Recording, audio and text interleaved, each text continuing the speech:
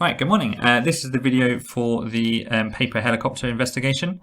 We're going to be doing a few things in this video, so hopefully it will encompass all of the things you need to do to carry out the investigation. There'll be bits of film of me making the paper helicopter, and then testing it as well. So to start with, if you haven't done so already, make sure you look at the air resistance PowerPoint. There'll be another video to go with that, just to get familiar with what we'll be doing. And then you might also want to have a look at this one here, which is the paper helicopter instructions, to see what we're kind of aiming for. So this is the first page. It's a 2-page document, and it's something you can print out, cut out. The dotted lines are for folding, and the straight lines are for cutting.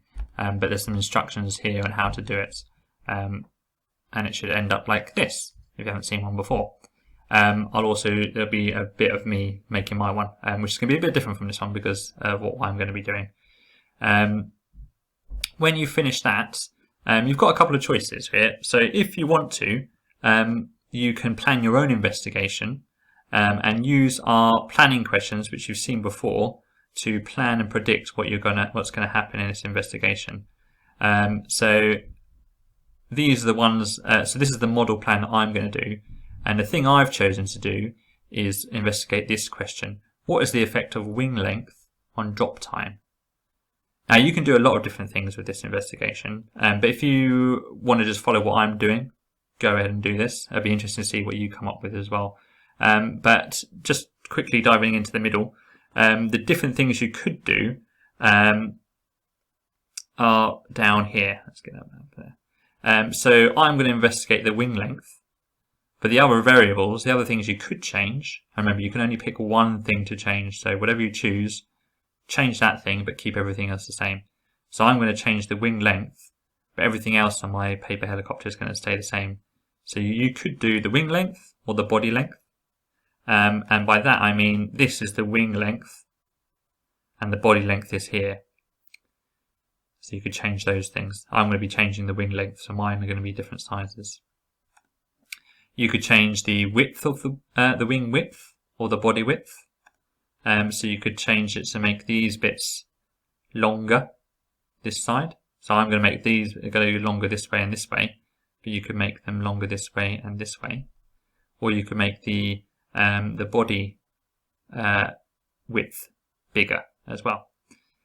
You could also change the wing shape.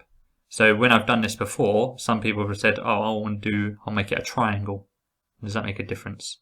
Or maybe they can make it into a square. You could do that. Or you can change the weight on the helicopter. So to finish it off, they usually put a paper clip at the bottom to help it to fall properly, or a bit of blue tack if you've got that. Or you can sellotape a penny to that, would be the same thing. You can add more weight. So if you wanted to do that as an investigation, keep everything the same, but just add more paper clips. And then you could also do the type of material. So if you've got different materials at home, you could do cardboard, you could do paper, you could do whatever you want to do, really, whatever you've got. But the easier ones to do are probably changing the wing length or body length or wing width or body width, just because it only involves cutting the paper into different shapes rather than changing a lot of other things. So again, if you are not sure what to do, just do the wing length, because that's what I'm going to do. Then you can follow exactly what I do and use my method, and then we'll all be able to discuss the results in the same thing. But if you want to do your own thing, please feel free to, because this is science and I love people trying to investigate their own thing. So let's just quickly go through my thing. So basically where I've written wing length, you might just want to change that for whichever thing you're going to do. So wing width or body length or body width or wing shape or whatever. So I will observe how quickly the paper helicopter falls to the ground when held at shoulder height while standing on a chair. So I might try and do this either outside. Well, actually I might do it inside because the wind might affect my results. It's a bit windy here today, so that might affect my results. So I might do it inside, just standing on a chair. make sure an adult is with you if you're standing on a chair, just to make sure you're safe. So I'm going to measure the time it takes for the paper helicopter to fall to the ground with a stopwatch on my phone. I will take each measurement 3 times for each wing length to get an average drop time. This will help me see if the length of the wing affects the drop time of the paper helicopter. So I'm answering the questions that are up here, by the way. So question 2 is what equipment we'll use and how will you use it accurately. So the equipment I will use is the helicopter and a stopwatch.